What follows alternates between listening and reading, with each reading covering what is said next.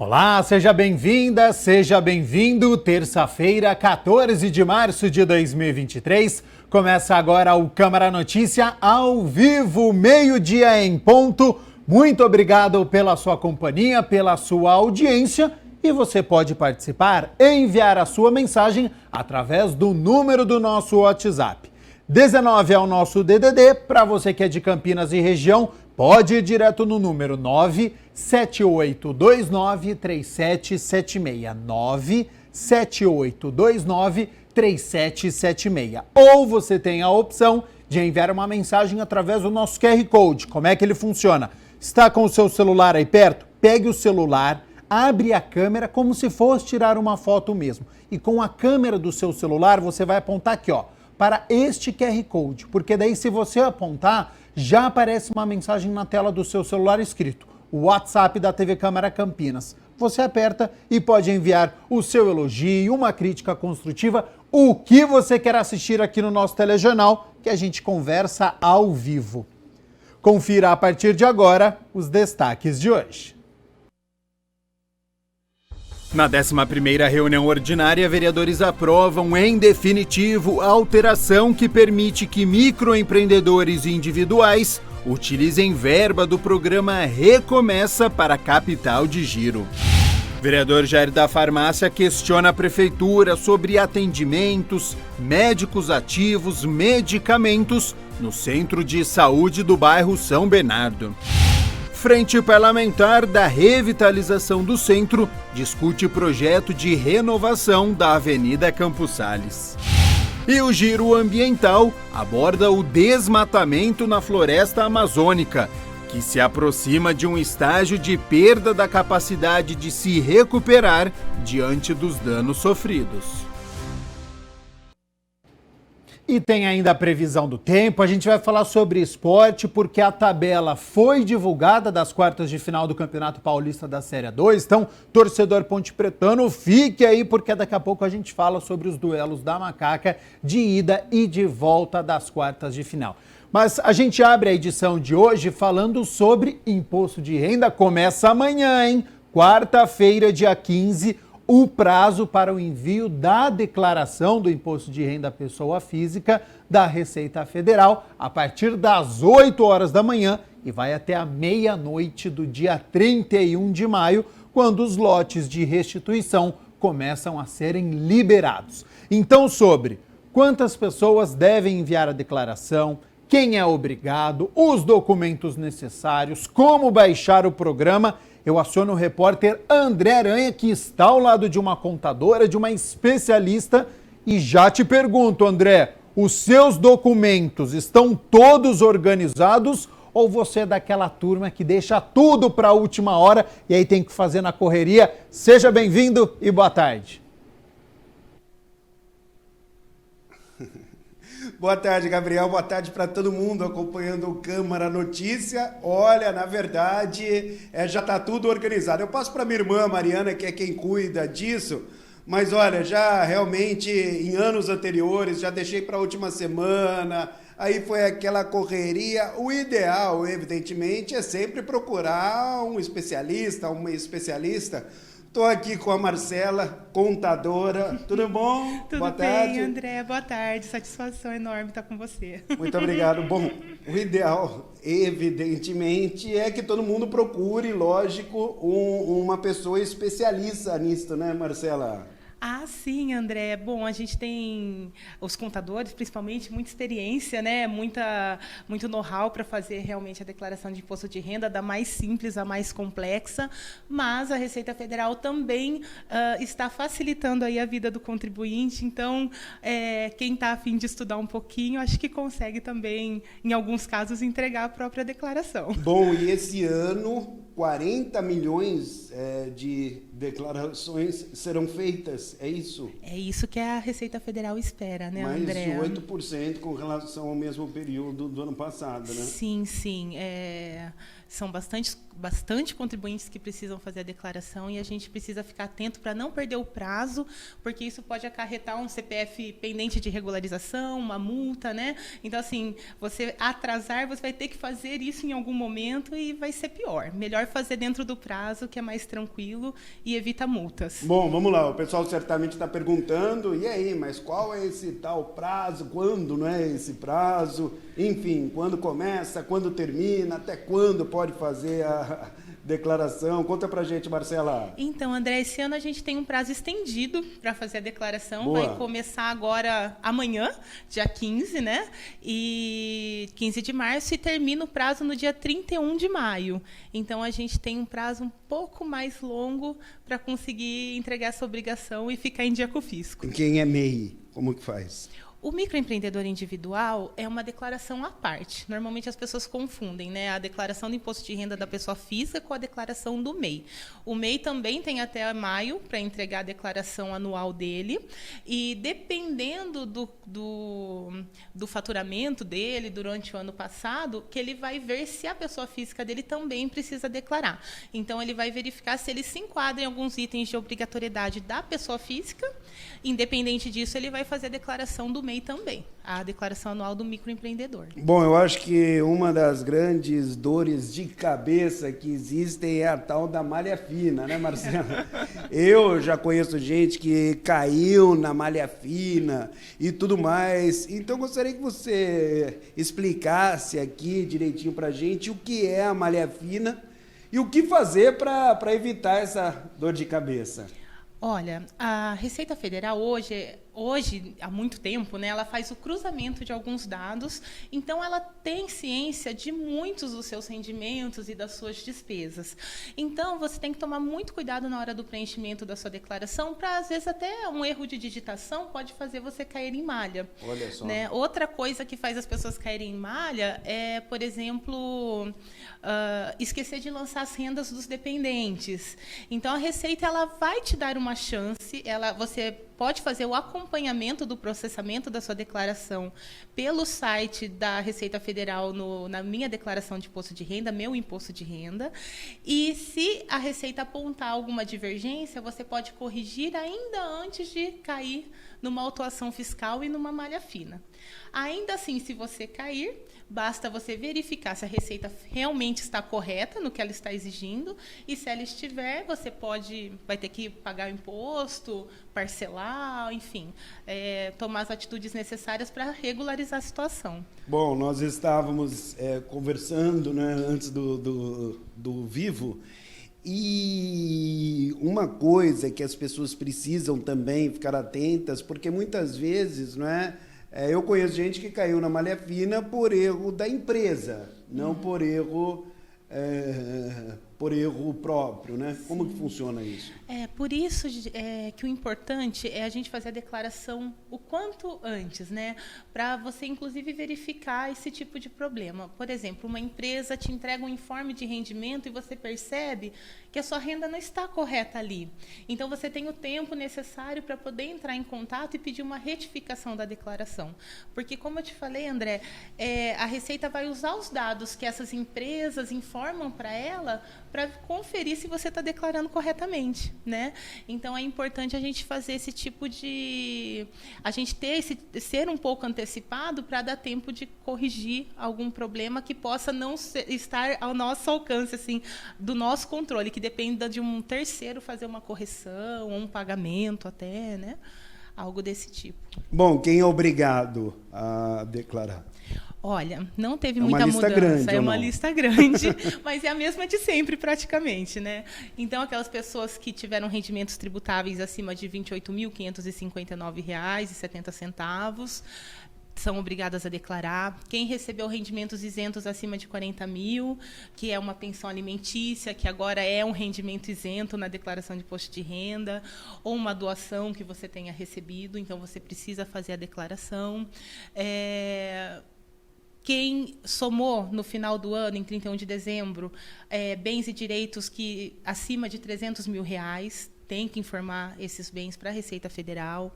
Quem operou em bolsa, mercado, assemelhados, fez alienações acima de R$40 mil ou fez alguma operação que teve incidência de imposto. Tem também o pessoal da atividade rural, que teve faturamento bruto acima de 42 mil, um pouco mais, quase R$43 mil, também precisa declarar. E também quem passou a residente no Brasil, né, e se manteve nessa condição até o final do ano. Essas pessoas também precisam fazer a declaração e informar esses dados para a Receita Federal. Bom, e a principal novidade aí com relação ao ano passado? Olha, tem algumas novidades legais. Opa! Positivas? Então, eu considero que são positivas, então, sim. Então tá bom, se você falou, tá falado. A primeira que eu achei bem legal é que, até ano passado, quem tivesse operado R$1 na Bolsa de Valores já era obrigado a fazer declaração de imposto de renda, mesmo que não tivesse nenhum outro item de obrigatoriedade. E isso mudou. Só para quem fizer alienações acima de 40 mil ou para quem fizer operações com incidência de imposto. Então, isso é legal, porque a gente vê que muita gente está testando, está entrando nesse mercado financeiro e, às vezes, caía com uma pendência de CPF só por causa disso, por não ter declarado. Outra novidade legal é que quem escolher fazer a restituição por PIX, e o PIX tem que ser o próprio CPF da pessoa, ela vai ter uma prioridade ali na fila de restituição do imposto de renda. E, do resto, acredito que tem também, desculpa. Opa, vamos lá, não. Tem a possibilidade... Vai lembrando, vai falando, certo, Marcela? Você comentou que pede para sua irmã fazer a sua declaração, Isso. né? Então, se você tem a senha lá do Que Gov... está assistindo, inclusive, a Mariana. Então, Mariana, olha lá. Se você tem a senha do gov.br... Não vai me complicar, né? Vou facilitar a vida da Mariana. Se você tiver a senha do gov.br, você entra no site da Receita Federal, no Meu Imposto de Renda, e você pode autorizar a sua irmã a fazer o acesso dos seus dados na sua declaração e baixar, inclusive, a sua declaração pré-preenchida. Então, você pode autorizar um outro CPF para acessar a sua declaração junto com você. Então, achei que é uma opção bem bacana, também uma novidade para esse ano, que a Receita Federal disponibilizou para o contribuinte. Bom, qual o cronograma do vencimento aí, dos vencimentos das cotas, Marcela? Isso também é uma novidade. Como o imposto a entrega vai até maio, então a gente pode fazer... Então, a primeira parcela vai vencer no dia 31 de maio. E são até 8 parcelas, né? Então, quem tiver que pagar em 8 parcelas, não, cotas, né? Seria o ideal. Vai ter até dezembro para pagar o imposto devido. Uma coisa importante é que, se você deseja que seja débito automático o pagamento dessas cotas, se você entregar essa declaração até o dia 10 de maio, você consegue que o débito automático ocorra desde a primeira cota ou da cota única. E a restituição também é importante, né? O pessoal está bem interessado, quem vai restituir. A primeira data de restituição já é dentro do mês de maio. Porque são 5 lotes, né? Serão 5 lotes, tá. Depois vem os residuais, para aqueles que têm que fazer algum tipo de correção na declaração, né? Mas o primeiro lote já sai em maio, então é bem interessante também começar a fazer a declaração logo, que você rapidinho vai receber a sua restituição, de maio até setembro. Serão os lotes regulares de restituição do imposto de renda. Bom, para quem está chegando agora, então faz um resuminho aí, quando começa, até quando, quem pode, quem não pode, já agradecendo a sua participação aqui. Legal, André. Bom, gente, então, não tiveram muitas mudanças na regra do imposto de renda. Começa amanhã, dia 15 de março, termina o prazo dia 31 de maio, então não vamos deixar para a última hora. Principalmente quem teve rendimentos tributáveis acima de 28.559, rendimentos isentos acima de 40 mil, num geral, quem operou em bolsa, pelo menos fez a alienação de 40 mil reais ou incidiu imposto, tem 300 mil reais em bens, todas essas pessoas precisam fazer a declaração nesse prazo. Faz logo, coloca o seu PIX lá, se você for ter restituição, que daí você vai restituir antes, vai ter uma prioridade na fila. E, se você precisar de ajuda de alguém, você pode fazer essa autorização via o Meu Imposto de Renda. Isso é ótimo, né? É bem legal, é bem legal. Bom, o Gabriel perguntou se eu já organizei a documentação e tudo mais. Será que ele já Já organizou tudo, Marcela? Espero que sim, Gabriel. Então vai, pergunta para ele e devolva para o Gabriel Castro, então, por favor. Gabriel, espero que sua documentação esteja em ordem, já está em ordem. Espero que sim. A minha documentação Muito está obrigada, em gente. ordem, eu só não sei em qual ordem ela está. Ainda preciso me organizar para fazer a declaração do imposto de renda, mas eu tenho até maio. Mas eu não sou da turma de última hora, esse ano vai ser diferente, fiz essa promessa, né? Então, aquela resolução de início de ano, né? Então, não deixo mais para amanhã o que pode ser feito hoje. Então, já neste primeiro fim de semana, eu vou fazer essa declaração do imposto de renda. André Aranha, você ainda está me ouvindo? Faz um sinal para mim, por gentileza. Ouvindo. Um questionamento aqui para a gente, eu vou pedir para você repassar para a Marcela, por gentileza, que é da Mariana, que mandou através do 978293776, é o número do nosso WhatsApp. Ela tem uma dúvida em relação ao imposto de renda. É o seguinte, ela recebeu um imóvel da mãe, ela e o irmão, e eles sempre declararam isso no imposto de renda. Precisa corrigir o valor deste imóvel no imposto de renda? Se você estiver me ouvindo, não sei se a conexão tá boa aí, mas fazer este questionamento para a Marcela no imposto de renda. Correção no valor do imóvel.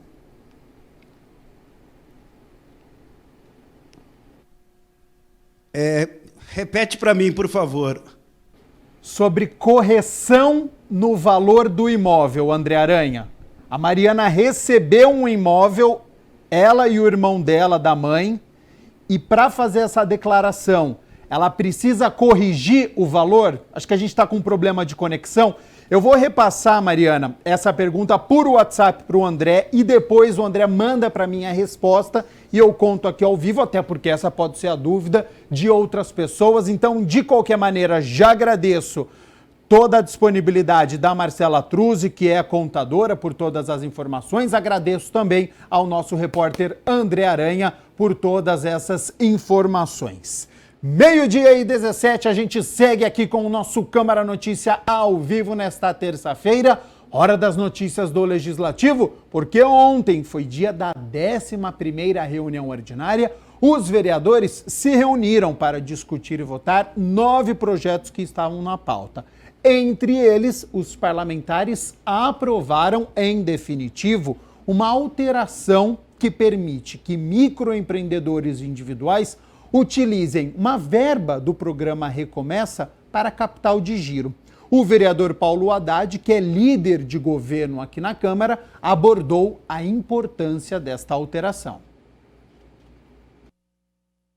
Foi mais um projeto apresentado pelo Executivo, votado aqui na Câmara Municipal de Campinas, aprovado, que trouxe aos microempreendedores individuais, às pequenas e microempresas, que pudesse ter um aporte financeiro, como para investimento e também como capital de giro. Esse projeto, na realidade, ele altera o inciso 5º do artigo 6º da Lei 16.117 de setembro de 2021, que fala justamente sobre isso.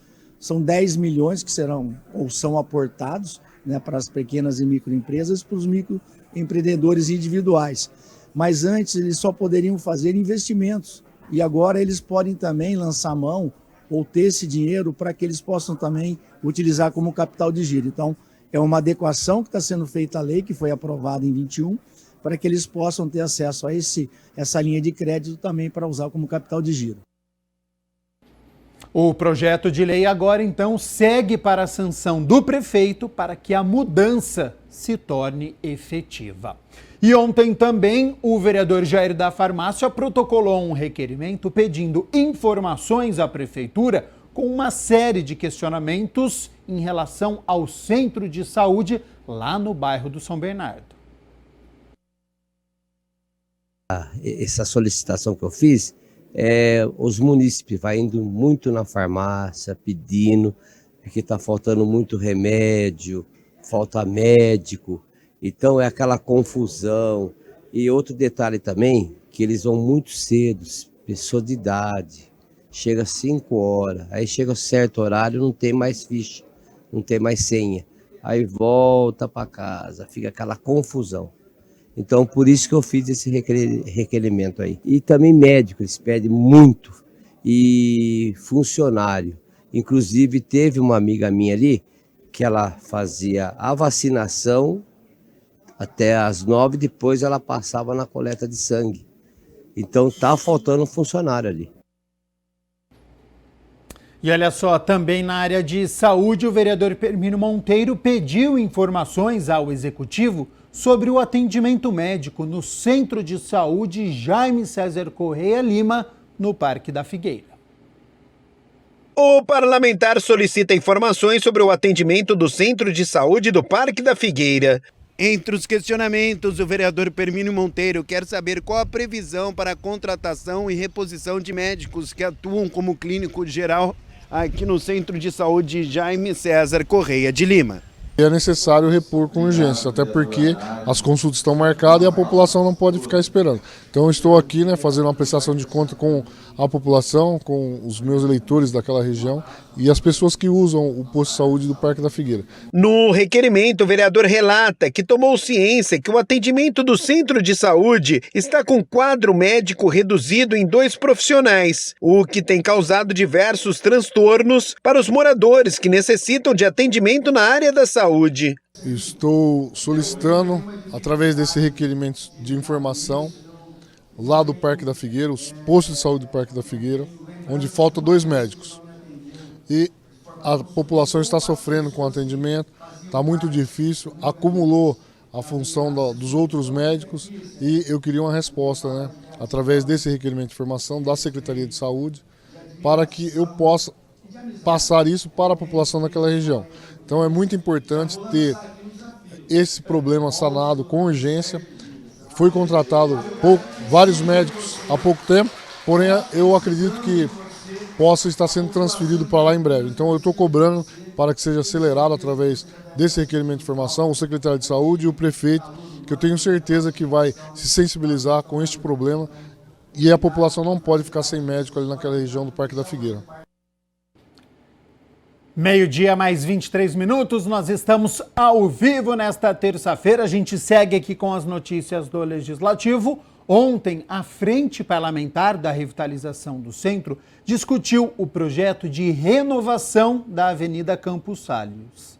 E permissionários de bancas questionaram o projeto. Confira como foi a reunião. Na segunda reunião da Frente Parlamentar da Revitalização do Centro, presidida pelo vereador Carlinhos Camilô, foi apresentado o projeto Viva Campos Salles, que busca a requalificação urbanística e viária da área central. Os vereadores, professor Alberto e Arnaldo Salvetti, participaram do encontro, que contou com representantes da CPFL, da INDEC e da CETEC, a empresa responsável pelo uso do solo público em Campinas. Então eu parabenizo a iniciativa do vereador Carlinhos com todas essas pessoas. Veja que esse é um tema que tem um apelo grande, porque em uma segunda-feira às 10 horas da manhã temos o número de pessoas que tem aqui, de lideranças e pessoas interessadas nesse debate, se vê a dimensão, a relevância e a importância de fomentar esse tema aqui nessa casa. O presidente da INDEC fez a apresentação do projeto com as considerações de vários setores e questionamentos de permissionários. E nós havíamos, conforme determinação, em alinhamento com o prefeito Dário Saad, adiado a obra para janeiro de 2023, o início das aberturas de vala, para que a gente não atrapalhasse os comerciantes. Então a obra começou, então eu faço questão aqui de agradecer a parceria de todos, em nome do prefeito, agradecer realmente a parceria com a CETEC, com a CPFL, com as empresas de telefonia, a obra realmente está andando num ritmo muito bom. Claro que as chuvas em alguns dias têm atrapalhado a questão das obras, mas ela sim está num bom andamento. A infraestrutura é que faz realmente a cidade voltar a ter a vida que precisa ter. Porque ali vai estar todo o cabeamento para acessibilidade funcionar, semáforo, a parte semafórica, a parte telefônica, a parte de internet, enfim, toda a vida ela está ali embaixo. Então, fazer essa infraestrutura, como foi feita na Francisco Glicério e agora, só isso já bastava, só isso. E o que vem além disso, dessa infraestrutura de enterramento dos cabos e colocar todo esse apoio que a CPFL está nos trazendo novamente, Telecom e todas as empresas ligadas a essa parte de cabeamento, enfim, a parte dos ônibus, mobilidade. A gente pode até colocar, igual está aí com as fotos da Campos Salles e tudo, mas abrir um espaçozinho, porque a gente saiu de uma pandemia. Então, ele falou aí a questão de banca de 12 mil que eles construíram, né? A gente fez orçamento, tem banca de 83 mil, 58, e a mais barata que a gente achou é 55. Então, é muito pesado para a gente. Como que vai ser? Se tem jeito de... Depois, quem vai fazer as bancas aqui, acho que vai poder responder isso. Fazer um tipo de isolamento para não esquentar tanto. Sem dúvida. Entendeu? É uma pergunta. E também sobre a questão se vai ter uma porta só na frente, nas laterais, se vai poder abrir ou não. A dúvida maior, ela é assim, o preço, quanto vai ficar essa banca, porque nem foi passado nada para ele, quando ele vai sair, que a banca dele é a primeira que vai sair ali, ele está não chegando a Senador Saraiva. O engenheiro falou para ele semana passada que ele já vai sair logo. Então, assim, está perdido, não sabe quando ele vai sair, para onde vai a banca, quanto tempo ele vai ficar sem trabalhar. A gente já fez reunião com os permissionários lá na CETEC em relação a isso. Então, o primeiro ponto que a gente sempre colocou é no sentido de que o permissionário ele tinha total liberdade de escolher o fornecedor. Pode ser a empresa A, B, C, D, E, F, enfim. A empresa que desse o melhor preço para o permissionário, desde que, lógico, observasse aquele projeto básico que a gente determinou para fazer a banca. O vereador Arnaldo Salvetti também deu sua contribuição. A gente conversar sobre os valores das bancas. Quando eu fiz a reforma do Taquaral, a gente fez, lógico que lá é alvenaria, ficou R$ 12.500 cada quiosque. Né? Cada um depois fez os seus complementos dentro do quiosque. Porque a pessoa que está trabalhando e vai ficar fechado, gastar um valor numa banca, ou para poder adequar ao município, teria que repensar junto com o prefeito uma situação de ajuda para eles. Teria que se pensar numa alternativa, porque também e ver com a CETEC, é uma situação que a gente já vinha discutindo, das bancas ter a publicidade, e lógico que eles vão recolher a taxa da publicidade que é feita na banca, lógico, de uma padronização, mas para as bancas também explorar essa questão da publicidade nas bancas. Vai fechar 2, 3 meses. Se não daria para relocar essas bancas provisoriamente no local, para eles não ficarem fechados. Porque muitos, inclusive, prestam serviço, inclusive, para a própria prefeitura, em venda de passagem, e contribui com a população aí para poder ajudar. Então, são coisas que a gente tem que só pontuar para não acabar eles sofrendo, né, lá na frente. Ao final, Carlinhos Camelô falou dos encaminhamentos desta segunda reunião. Que a gente tem que ver com eles aqui, defender e apresentar a proposta, porque aqui ficou vago. Não sabemos quando os permissionários vão poder trabalhar, até quando, de que maneira vai ser as barracas e de que forma vai ser colocada. Então, nós estamos aqui para esclarecer isso e ajudar, não só os permissionários, mas também todos que estão lá presentes. No primeiro momento foi apresentado um projeto, mas também se abriu aqui a necessidade e deixar aqui para as pessoas contribuírem e mudar esse projeto. E olha só, ontem também a Comissão Permanente de Finanças e Orçamento se reuniu e deu o parecer a 9 projetos que estavam na pauta. Confira como foi a reunião. Sob a condução do vereador Carlinhos Camelô, presidente da Comissão de Finanças e Orçamento da Câmara, o grupo analisou 9 projetos de lei. todos receberam parecer favorável. A maioria dos projetos que vêm para essa casa são projetos de relevâncias e a Comissão de Finanças e Orçamento está aqui para exarar os pareceres desse projeto e encaminhar para votação. Estiveram presentes na reunião os vereadores membros da comissão, Paola Miguel, Jorge Schneider e Fernando Mendes. Nessa legislatura eu queria agradecer aqui aos vereadores que compõem a Comissão de Finanças, que estão sempre aí à disposição para analisar os projetos. Isso é importante porque nós temos que ter quórum para essas reuniões, então eu agradeço. E a Comissão de Finanças e Orçamento também realizou uma reunião em conjunto com a Comissão de Constituição e Legalidade. Confira. Foi realizada na Câmara uma reunião em conjunto entre as comissões de Finanças e Orçamento com a Constileg, que analisaram o processo relativo ao exame das contas da Prefeitura de Campinas do exercício 2018, do ex-prefeito Jonas Donizete. O Tribunal de Contas apresentou algumas questões, fazendo um apontamento desfavorável. E a nossa Comissão de Constituição e de Legalidade faz essa reunião, essa sessão, em conjunto com a Comissão de Finanças e Orçamento. É a Comissão de Finanças e Orçamento, devido à sua expertise, né, fazer o parecer e apresentar à comissão. Por isso a gente faz em conjunto.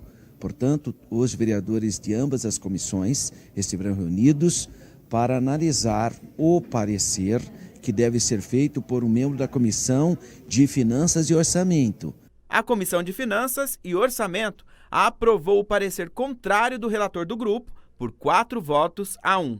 Os membros da Constileg aprovaram com 5 votos a 2. Verifica-se, na análise do parecer, em comento, que não há qualquer apontamento que indique indícios de desvios de recursos ou ainda de qualquer ato de improbidade administrativa por parte do gestor que apresentou as contas em debate, não havendo nos termos do parecer qualquer ato doloso praticado. É isso que interessa à Comissão de Constituição e Legalidade. Por quê? Porque se tivesse ocorrido algum tipo de improbidade, algum ato doloso, aí nós seríamos obrigados a não acolher o parecer do vereador presidente da Comissão de Finanças e Orçamento. O parlamentar falou sobre o andamento da matéria na casa. Ela segue para o plenário e, inclusive, pode ocorrer a participação, normalmente é isso que acontece, do advogado, do chefe do executivo, né, passado da gestão de 2018, para dar as explicações que forem necessárias. Mas a Câmara ela vai fazer 2 votações, a votação, de novo, de constitucionalidade e legalidade e a votação de mérito. Mas aqui é uma casa política, né? Portanto, a análise será também, obviamente, com forte teor ideológico político.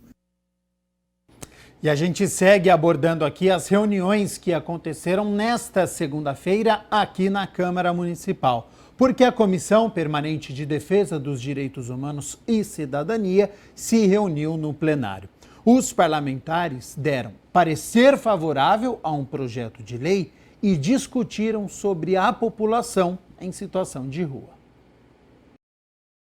A presidente da Comissão Permanente de Defesa dos Direitos Humanos e Cidadania da Câmara, vereadora Paola Miguel, a vereadora Mariana Conte e o vereador Zé Carlos deram parecer favorável ao projeto de lei ordinária de autoria do vereador Carmo Luiz, que institui no município o uso de bengala branca e vermelha como meio adequado para identificar pessoas com surdo-cegueira. O projeto segue agora a tramitação pela Câmara. E ainda durante a reunião, a comissão recebeu a pastora Gislaine Leopoldo, presidente da Igreja Pentecostal Amor Perfeito, que apresentou uma denúncia de maus tratos ao Juliano, um cidadão em situação de rua. Relato de omissão de atendimento, discriminação, abandono, falta de ética profissional, Instituição UPA São José, Campinas, São Paulo. Cidadão Juliano Otávio Martins, de 48 anos, No dia 14/1/2023, por volta das 19h10, encontramos o Juliano Otávio, cidadão deficiente físico e em situação de rua, na calçada do endereço da Rua Delfino Sintra, Botafogo, em frente ao cartório Santa Cruz. Oferecemos nossa ajuda caso o mesmo quisesse uma alimentação, porém recusou, justificando não conseguir ingerir qualquer tipo de alimento nos últimos 3 dias devido a estar passando muito mal. O relato na íntegra pode ser conferido no YouTube da TV Câmara Campinas, na segunda reunião ordinária da Comissão de Defesa dos Direitos Humanos e Cidadania, realizada no dia 13 de março. O vereador Zé Carlos pontuou sobre o trabalho que fora realizado na Câmara para evitar omissão de atendimentos na cidade. Nós somos todos seres humanos, todo o sangue que corre nas nossas veias, corre na veia dele também. Eu acho que o SAMU, nessa, ele foi infeliz de dizer que não tinha ambulância, porque nós fizemos, recentemente aqui na casa, nós tivemos uma comissão de estudo que fez um acompanhamento das condições das ambulâncias do SAMU, exatamente por conta desse tipo de serviço prestado, que era o seguinte: toda vez que se ligar, não tem ambulância, não tem ambulância, não tem ambulância. Pelo que eu saiba, a prefeitura, o SAMU, tem 15 ambulâncias e mais algumas de emergência e de coleta de material hospitalar. A presidente da comissão, a vereadora Paola Miguel, entende que é urgente a necessidade de mudança da perspectiva social e jurídica para a elaboração de políticas públicas para as pessoas em situação de rua. Foram 5 horas de espera para esse primeiro atendimento. Quando chega no posto de saúde, aí a gente vê de fato uma violação de direitos humanos específico com a população em situação de rua. Justamente por estar ali, né, com um mau cheiro, né, sujo, né, com curativo por fazer, né, ele, né, no caso, né, o Juliano não recebeu esse atendimento inicialmente. Ele só recebeu esse atendimento quando, né, os missionários chegaram junto com ele, com uma outra equipe de enfermagem, que aí sim tomou banho, né, conseguiu trocar de roupa, se alimentar, né, recebeu o atendimento do soro. Mas e depois daquilo? Para onde ele vai? Ele volta para a rua, né? E os missionários que tiveram que fazer e suprir essa necessidade que deveria ser uma política pública. Então, para onde vão? A parlamentar comentou os próximos passos que a comissão vai fazer. Acho que uma das primeiras coisas é a gente fazer o levantamento de quais são os serviços que a gente tem. A gente sabe que também tem um déficit do governo federal, do desgoverno passado, né, que diminuiu muito o SUAS, né, que é o serviço da assistência. Então, essa arrecadação, a gente tem a expectativa desse novo governo de aumentar e de fortalecer os serviços, como o próprio consultório na rua, como o próprio CAPS, né, como os serviços que fazem atendimento, a saúde. A gente sabe que um período ficou muito focada só na Covid, mas como que pode também ter esse trabalho preventivo junto à comunidade. A gente sabe que tem algumas pessoas que estão em situação de rua, mas estão nos bairros, inclusive, né, então são conhecidas do bairro, né, tem nome muitas vezes, já estão ali, já tem esse vínculo, né, e como que o posto de saúde também pode fazer prevenção nessas situações, como trabalhar com, por exemplo, a redução de danos, né, para mesmo quem fez a utilização de substância, que consiga ter uma qualidade de vida e sair dessa situação, né, e o nosso trabalho aqui é encaminhar a denúncia, verificar o SAMU que aconteceu, né, conversar com a secretária de assistência, Vandercleia Moro, e também descobrir como que a gente, enquanto Câmara, pode pensar a política pública que consigam ajudar essa população. E para você que está acompanhando o Câmara Notícia desde o início, nós começamos a edição de hoje falando sobre imposto de renda. A partir de amanhã, as pessoas físicas devem enviar a declaração do imposto de renda. E ficou uma pergunta aqui sem resposta, por isso que nós vamos acionar novamente a contadora especialista que segue ao lado do nosso repórter André Aranha para poder responder a Mariana, que também pode ser a sua dúvida em relação, né, receber um imóvel, ela e o irmão, como é que faz esse tipo de declaração? Precisa atualizar o valor do imóvel? Então, já agradeço a você, Marcela, pela resposta.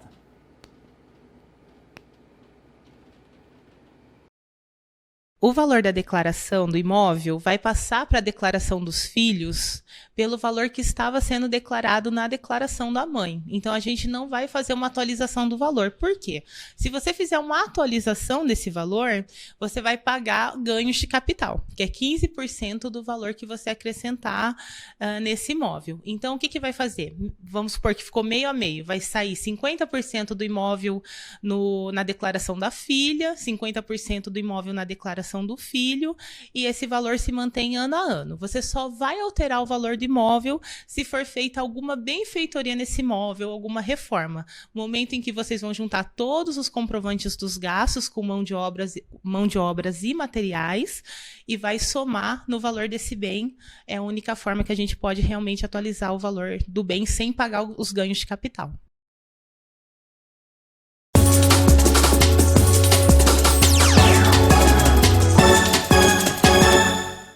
A Federação Paulista de Futebol definiu as datas dos confrontos das quartas de final do Campeonato Paulista da Série A2. Então, para você ficar bem informado, vamos conferir então. Olha só, já está aqui na minha tela. Primeiro, os jogos de ida do Campeonato Paulista da Série A2. Nesta sexta-feira, nós teremos Velo Clube contra Noroeste, às 7h30 da noite. No sábado, cedinho, logo às 11 horas da manhã, a Portuguesa Santista, quinta colocada, enfrenta o 15 de Piracicaba, que terminou na quarta colocação. Atenção, torcida pontepretana, hein? Neste sábado, 4 horas da tarde, primeiro jogo das quartas de final, lá em Ribeirão Preto, tem Comercial contra a Ponte Preta. E no domingo, às 6 horas da tarde, é o confronto do Oeste contra a equipe do Novo Horizontino. Jogos de ida. E nós temos também os jogos de volta do Campeonato Paulista da Série A2, válido pelas quartas de final. A gente vai ver na tela aí, porque a Ponte Preta joga na terça-feira. Os jogos de volta é a outra tela que nós temos, o confronto da Ponte Preta na terça-feira, às 7 horas da noite. Aí aqui em Campinas, no estádio Moisés Lucarelli, a Macaca recebendo a equipe do Comercial. Na própria terça-feira, um pouquinho mais tarde, às 9 horas da noite, Noroeste contra Velo Clube. Na quarta-feira, 6 horas da tarde, Novo Horizontino e Oeste. E na quarta-feira também, às 8h30 da noite, tem 15 de Piracicaba contra a equipe da Portuguesa Santista. Novidade nesta edição é a presença do VAR, porque na primeira fase, durante os jogos, a gente não teve. E agora, nas quartas de final, o árbitro de vídeo estará presente. Lembrando sobre o regulamento, viu? Em caso de igualdade na soma dos placares, uma vitória para cada lado, pela mesma diferença de gols, ou se tiver o mesmo empate, 0-0, 1-1, a decisão da vaga vai para os pênaltis. Apenas os 2 finalistas sobem para a principal divisão do estado. E os cruzamentos das semifinais, nós mostramos as quartas de final. Para saber os confrontos das semifinais, depende da pontuação de quem avançar, porque os confrontos vão acontecer entre a equipe de melhor campanha contra a de pior campanha. E aí isso leva em conta também os jogos das quartas de final. A pontuação, ela continua. Então, a Ponte Preta terminou disparada na primeira colocação, com 7 pontos de vantagem, sobre o Noroeste, que foi o segundo colocado. E aí, dependendo de quem avançar, a gente informa aqui sobre as semifinais do Campeonato Paulista da Série A2. Meio-dia mais 42 minutos, a gente segue aqui com o nosso Câmara Notícia ao vivo. Tema importantíssimo, preste atenção, porque ano após ano, notícias relatam o maior desmatamento na floresta amazônica. E se aproxima de um estágio de perda da resiliência, ou seja, perda da capacidade de se recuperar diante dos danos que estão sendo sofridos mais rápido do que o previsto. Sobre este tema, você acompanha a partir de agora no nosso quadro Giro Ambiental.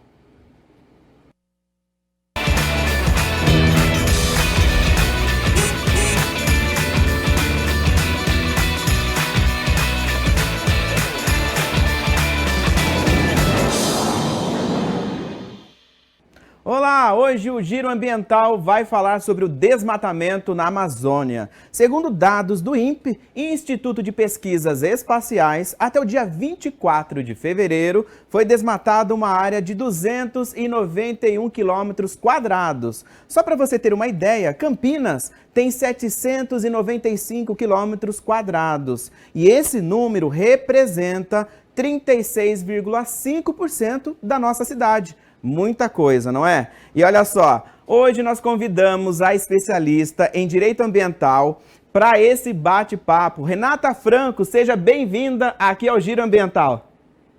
Olá, tudo bom? É um prazer estar aqui com vocês hoje. Renata, olha só, para a gente começar então, qual é o motivo desse número tão grande? É queimada, é exploração da madeira, mineração, tudo isso junto? Tem alguma coisa que eu não citei aqui e ainda tem? Eu acho que é tudo isso, né? A questão do desmatamento ilegal para aproveitamento da madeira, a questão da utilização das terras, então, para gado, para pecuária, extração de minérios, são vários ali os motivos que a gente tem em relação ao desmatamento na Amazônia. E essa é uma questão que vem se arrastando, né? A gente tem esse número alarmante aqui em fevereiro, mas não é uma novidade.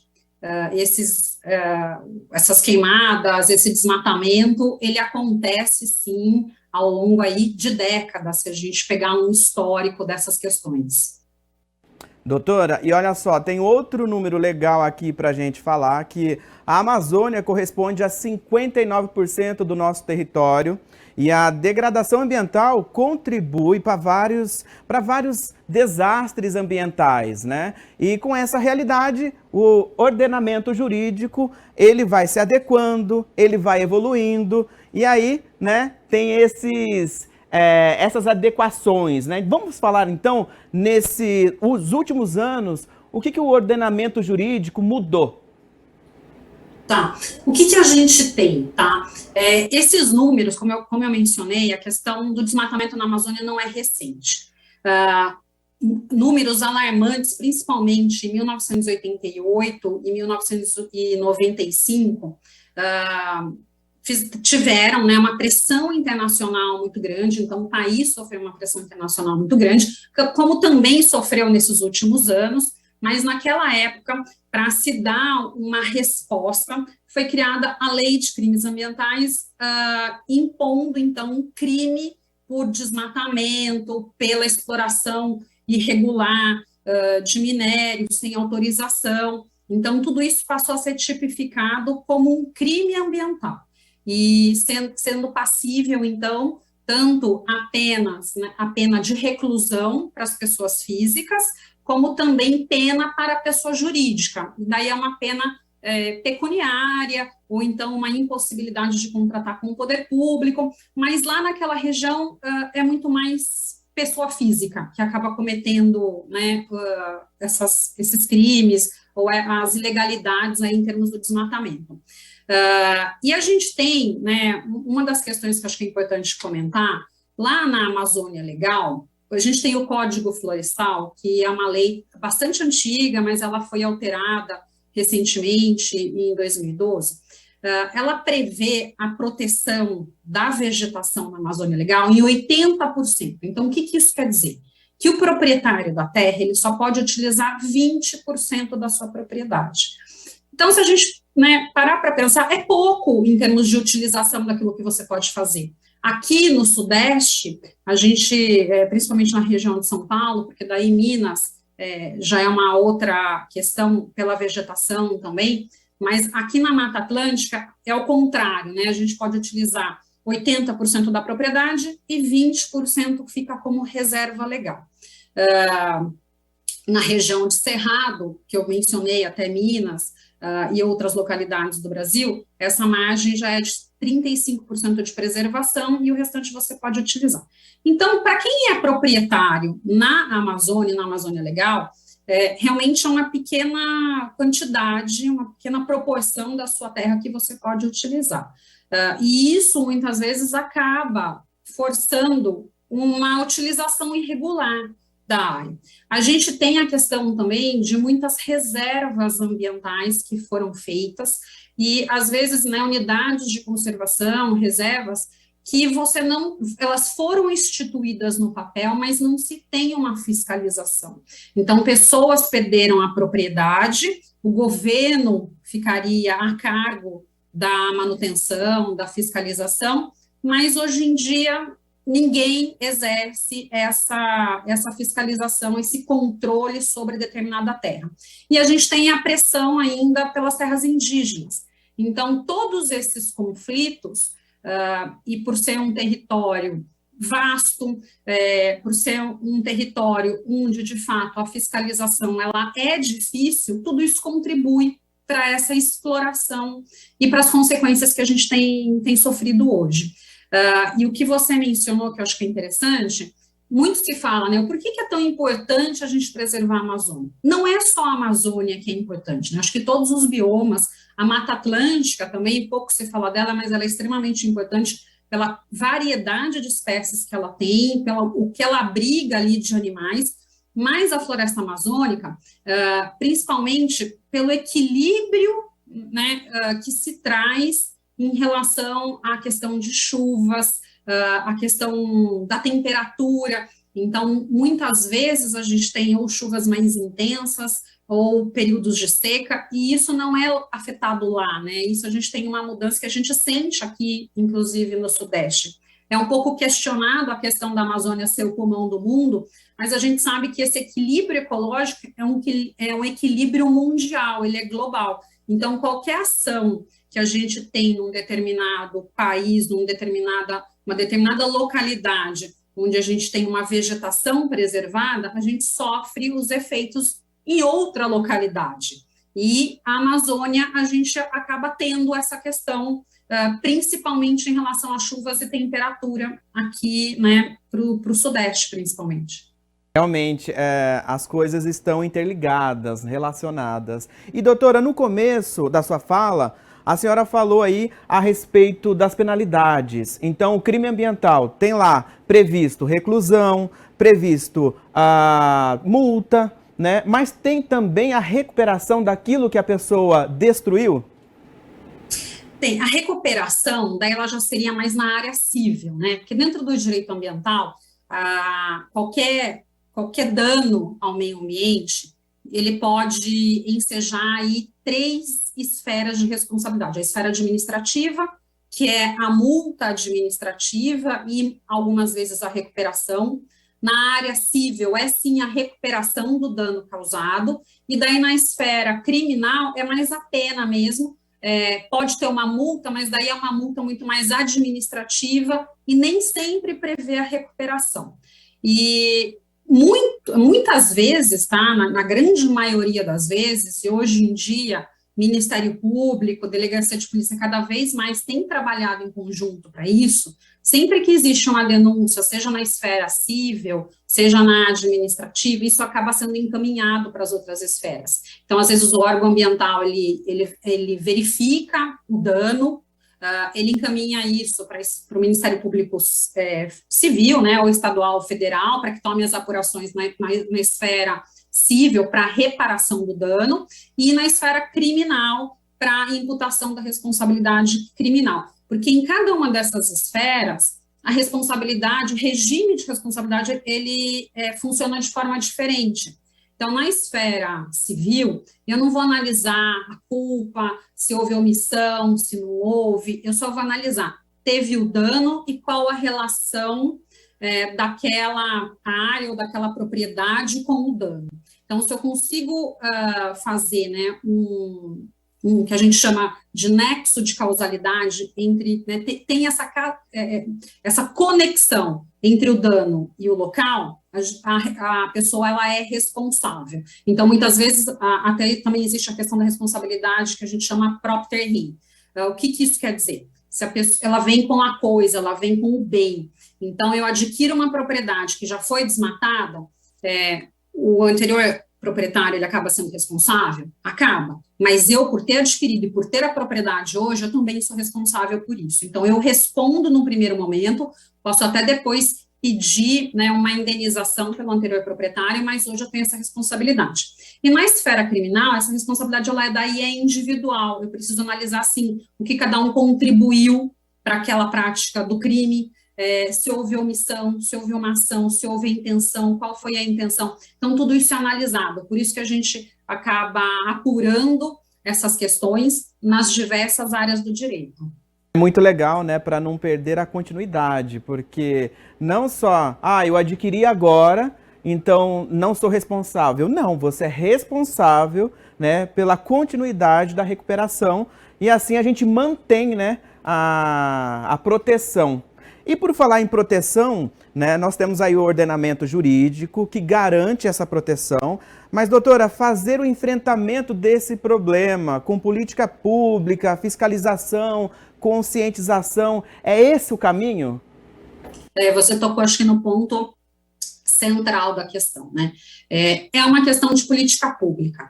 Então, essa política, ela tem que partir principalmente do governo federal, estados e municípios. Tem que ser, na verdade, uma força-tarefa entre esses três entes.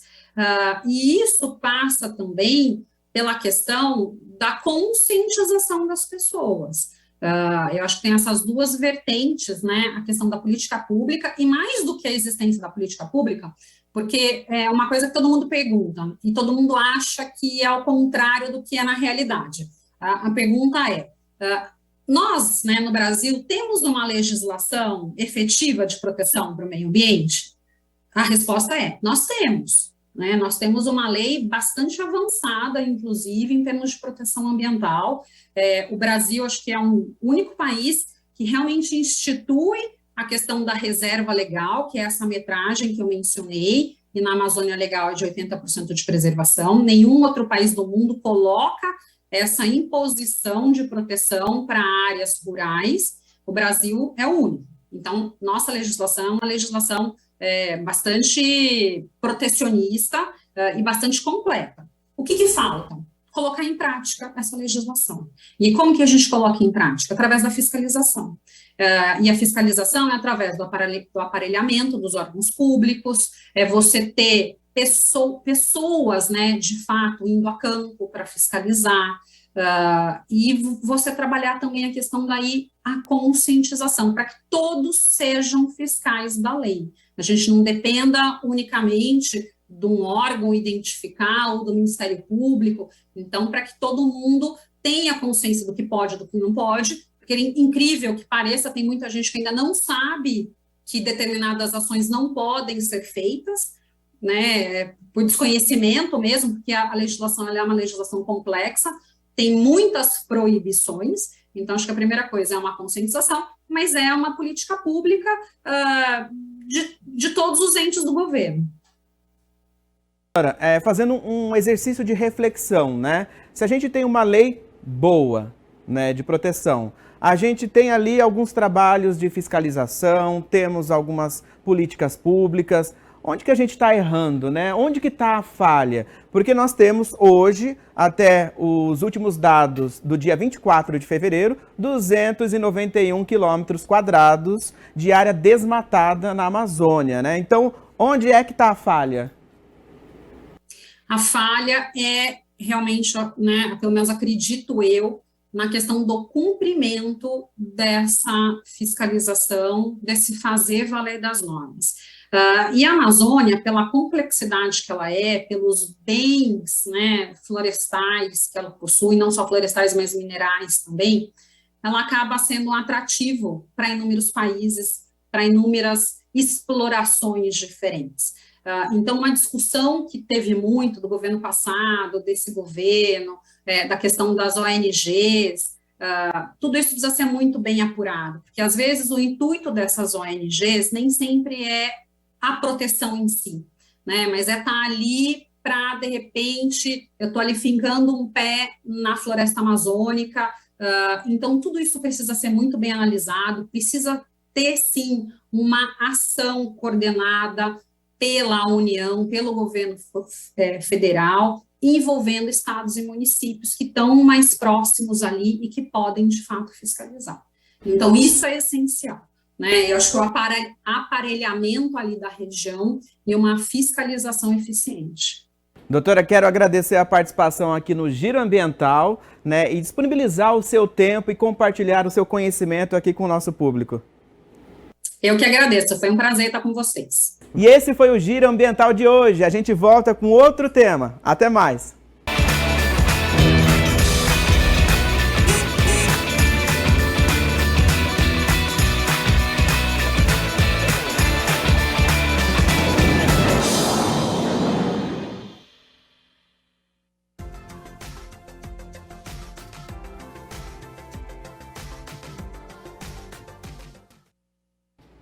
Terça-feira de tempo nublado, hoje à tarde pode chover, aliás, hoje de manhã caiu uma garoa, viu, em muitos bairros aqui da cidade de Campinas.